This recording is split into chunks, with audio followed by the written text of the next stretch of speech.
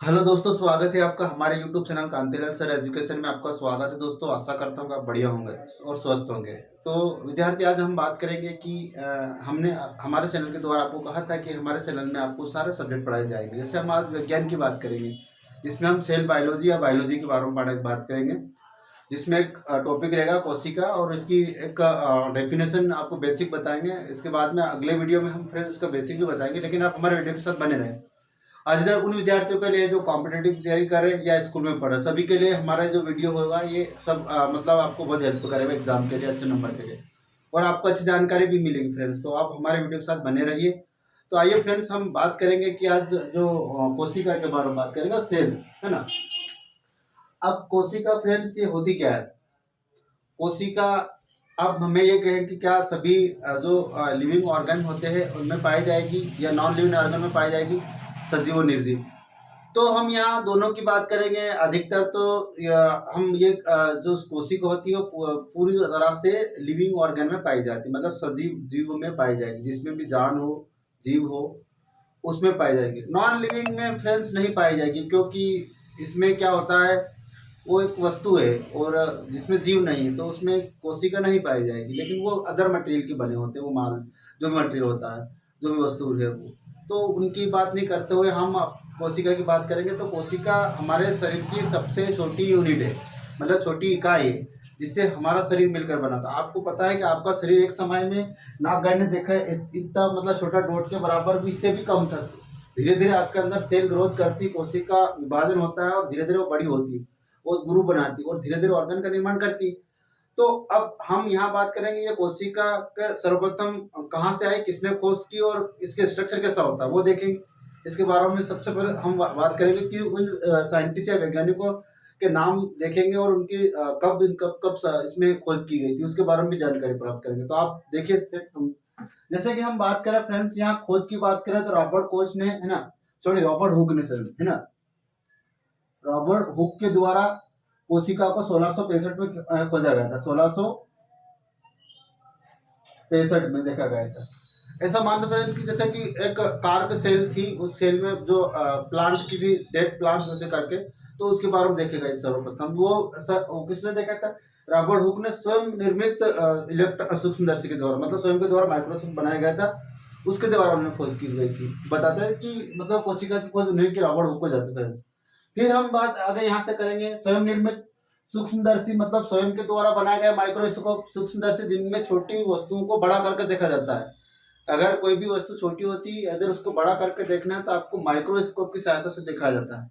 एक और आएगा फ्रेंड्स माइक्रोस्कोप और एक इलेक्ट्रॉन माइक्रोस्कोप आएगा। ये तीन प्रकार के होते हैं जो आगे अपन पढ़ेंगे, ये जो सूक्ष्मदर्शी, है ना। पर हम अभी बात करें इसकी, तो ये रॉबर्ट हुक के द्वारा सर्वप्रथम बताया गया था कि भाई किसी भी जीवित ऑर्गन होते हैं उसमें कोशिका पाई जाती है। लेकिन हम इसकी पूरी जानकारी किसने दी थी फ्रेंड्स, आगे देखेंगे। तो इसकी पूरी जानकारी, है ना, जो एंटोनी वॉन लियोन हॉक ने, है ना, देखा था कि जीवित जीव जंतु होते हैं जो काम कहाँ पाए जाएंगे, आपको तालाब में, नदी में और पानी में, मतलब कि ये पॉन्ड, रिवर्स, है ना, पॉन्ड, रिवर्स वाटर में पाए जाते हैं सूक्ष्म जीव, और सूक्ष्म जीव के अंदर कोशिका पाई जाती है। अब सूक्ष्म जीव तो कई प्रकार के होते हैं, इसमें बड़े जीव भी होंगे, मनुष्य भी आ जाए, एनिमल भी आ जाए, पक्षी, बर्ड सब आ जाएंगे।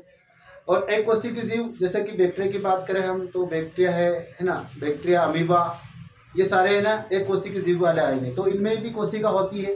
तो कहते हैं कि कुछ साइंटिस्ट कहते हैं कि एक कोशिका के जीवों से ही बहुकोशिकीय का निर्माण हुआ है, ऐसा मानते हैं। मतलब कि जो पहले एक कोशिकीय जीव आए, इसके बाद उन एक कोशिकीय जीवों से ही बहुकोशिकीय जीवों का निर्माण हुआ, ये कुछ साइंटिस्ट बोलते हैं। आगे फिर हम बात करें यहाँ से, तो एंटोनी वान लियोन, है नहीं, एंटोनी वान लियोन हॉक के द्वारा सर्वप्रथम तालाब, नदी, जल में 1674 में देखा गया कोशिका के, है नहीं, कोशिका उन जीवों में पाई जाती है, छोटे छोटे ऑर्गन में। फिर हम यहाँ से आगे बात करें तो आपको ये डायग्राम दिख रहा हो फ्रेंड्स, ये जो डायग्राम जो है ना, ये जो डायग्राम, ये जो डायग्राम आपको इस तरह थोड़ा सा कोशिका का, ऐसे तो कई कोशिका के अलग अलग आकार की होती है, कोई गोलाकार कोशिका होती है, कोई सर्पिलाकार होती है, कोई ट्रायंगल कार होती है। विभिन्न प्रकार की कोशिका के स्ट्रक्चर साइज हो सकता है, लेकिन एक मोटे तौर पे हम आपको समझाने के अकॉर्डिंग इस तरह से ये जो डायग्राम बना है उसी के अकॉर्डिंग हम समझेंगे कि भैया ये यहाँ पर कौन कौन मटेरियल पाया जाएगा कोशिका के अंदर। ऐसे तो कोशिका की बात करें तो बहुत सारे मटेरियल पाए जाएंगे, इसके अंदर बहुत सारे कंटेंट अंदर आते हैं जो आपको मतलब पढ़ने लायक रहते हैं, लेकिन वो एक एक करके आपको क्लियर होंगे। जैसे कि आप एक साथ में पढ़ोगे तो होगा, आपको मोटे तौर पर देखा जाएगा कि भैया फिलहाल में कोशिका के अंदर क्या क्या पाया जाएगा, क्या क्या नहीं पाया जाएगा, तो वो हम बाद में बात करेंगे। देखेंगे पहली बात तो हम यहाँ पर ही आपको दिख रहा है ना, ये जो कोशिका है, ठीक, ये जो कोशिका के अंदर ये केंद्रक है ना, बीच में जो है केंद्रक है, न्यूक्लियस बोलेंगे इसको, और इसके जो अंदर जो ये सब लिक्विड फॉर्म में पाई जाती है ये साइटोप्लाज्म होते हैं। क्या होते हैं, है ना, कोशिका द्रव या साइटोप्लाज्म बोलेंगे, कोशिका द्रव। और उसके जो आसपास जो लेयर जो दिख रही है आपको ये वाली जो है ये सेल मेम्ब्रेन होती है, कोशिका झिल्ली बोलेंगे इसको, क्या बोलेंगे, कोशिका झिल्ली। ठीक, तो ये कोशिका झिल्ली है। इस कोशिका झिल्ली का क्या काम है, बाहरी तत्वों, बाहरी अपशिष्ट पदार्थ या कुछ इंसेक्टिसाइड वातावरण को कवर करना, मतलब उनको बाहर अंदर नहीं आने देना और अंदर का बाहर ना जाने देना, ये इसका काम मुख्य रूप से। तो ये जो है कोशिका झिल्ली का काम है। तो इसमें फ्रेंड हम जब भी प्लांट सेल में पढ़ेंगे तो यहाँ डबल सेल रहेगी, एक सेल वॉल रहेगी, है ना, वो इस तरह से रहेगी इसमें, यहाँ पे इस तरह से, इस तरह। तो वो हम जब प्लांट सेल पढ़े तब भी बताएंगे, उसमें सेल वॉल पाई जाती है कोशिका और उसमें सेल्यूलोज की बनी होती है वो, है ना। तो वो एक अलग मामला है, हम अदर देखेंगे। फिर यहाँ पर ये कोशिका है, इसमें साइटोप्लाज्म जो है, और साइटोप्लाज्मा की जो खोज है वो किसने की थी, पुरकेंजन, हाँ, पुरोकेंजन है, पुरोकेंजन 1839 में की गई थी इनकी खोज, और उन्होंने बताया था कि इसी कोशिका के अंदर द्रव के रूप में पाया जाता है ना, द्रव लिक्विड रूप में पाया जाता है कोई द्रव पदार्थ। तो ये पुरकेंजन ने बताया था कोशिका द्रव के अंदर या साइटोप्लाज्मा के अंदर, साइंटिस्ट ने बताया गया। फिर हम आगे बात करें केंद्रक की, बात करेंगे। केंद्रक कोशिका को मैनेज करता है, कोशिका के अंदर के मटेरियल कोशिका को मैनेज करके डिवीजन, सेल विभाजन में भी मदद करता है और अपने मैनेज रखता है पूरी मिला। एक आपने बैंकिंग में देखा होगा, बैंक में मैनेजर पूरी बैंक को मैनेज करके रखता है, जितने भी मेंबर इसके अंदर काम करते हैं एम्प्लॉयमेंट, तो उनको मैनेज करने का काम ही कौन करता है, मैनेजर। इसी आधार पर केंद्रक का काम वही है, पूरी कोशिका को मैनेज करने का काम करता है। फिर यहाँ से देखें हम बात करें कि केंद्रक की खोज के बारे में बात करेंगे तो रॉबर्ट ब्राउन ने की थी 1831 में, है ना। रॉबर्ट ब्राउन ने केंद्रक की खोज, है ना, रॉबर्ट ब्राउन ने केंद्रक की खोज 1831 में की। उन्होंने बताया था कि कोशिका के अंदर केंद्रक पाया जाता है। ये माइक्रोस्कोप की सहायता के द्वारा देखा गया था। बिना माइक्रोस्कोप की सहायता से आप किसी कोशिका के अध्ययन करना मुश्किल होता है, क्योंकि बहुत छोटी होती है। इस कारण हमें हेल्प लेनी पड़ती है माइक्रोस्कोप की, सूक्ष्मदर्शी की, और उस सूक्ष्मदर्शी से हम किसी वस्तु को, कोई भी इनके पार्ट्स को बड़ा करके देखते हैं, इसलिए हमें उसकी मदद पड़ती है, तो उसमें इसके अध्ययन किया जाता है। फिर हाँ, यहाँ बात करें हम कोशिका झिल्ली की, हमने बात करी। इसके बाद में कोशिका सिद्धांत किया गया था, तो कोशिका सिद्धांत 2 साइंटिस्ट ने दिए थे, है ना, स्लाइडेन और स्वान ने भी दिया था 1838 और 1839 में।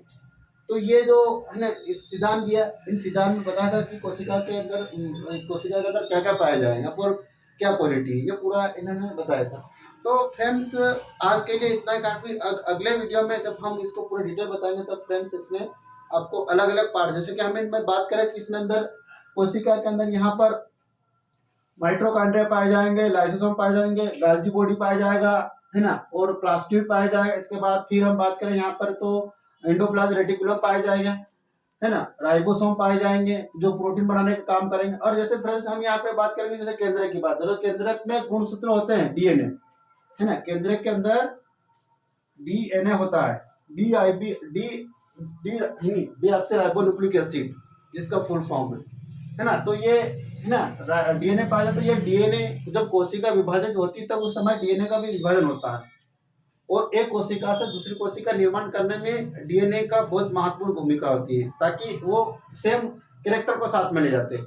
तो डीएनए की हम जब डीएनए में जब इसमें नहीं पाया जाएगा तो कोई कोशिका आगे फिर वो उनका वंशज ही नहीं रह पाएंगे, इसलिए कोशिका के अंदर डीएनए पाया जाता है, क्रोमेटिन बोलेंगे, क्रोमेटिन के रूप में पाए जाते हैं धागे नुमा संरचना, है ना, इस तरह से यहाँ पाया जाएगा। और इसके अंदर भी केंद्रक झिल्ली होती है, न्यूक्लियस मेम्ब्रेन बोलेंगे। तो इसके अंदर भी ये बाहर से ये साइटोप्लाज्म दिख रहा है, इसके अंदर आने जाने के थोड़ा सा मैनेज करने का काम करता। तो ये मेम्ब्रेन भी तो ही कोई काम करेगी, किसको आने देना है नहीं आने देना, ये सब ये केंद्रक झिल्ली है, केंद्रक झिल्ली का काम रहेगा। तो ये है इसमें। तो फ्रेंड्स इसमें इस तरह से आपको एक बेसिक जो कोशिका के अंदर पाए जाते हैं वो आपको मैंने यहाँ पे एक्सप्लेन किया है। अगर फ्रेंड्स यदि हम इसको डिटेल पढ़ेंगे तब आपको पूरा एक एक करके बताएंगे कि इसमें किस प्रकार से आगे ये और भी इसमें कंटेंट मतलब पदार्थ पाए जाते हैं और पूरी तरह से अपने इस प्रोसेस को पूरी प्रक्रिया को पूरी करते हैं। तो फ्रेंड्स आज के लिए इतना काफ़ी। अगर फ्रेंड्स यदि आपको हमारा वीडियो पसंद आए तो लाइक करें, सब्सक्राइब करें। जय हिंद, जय भारत।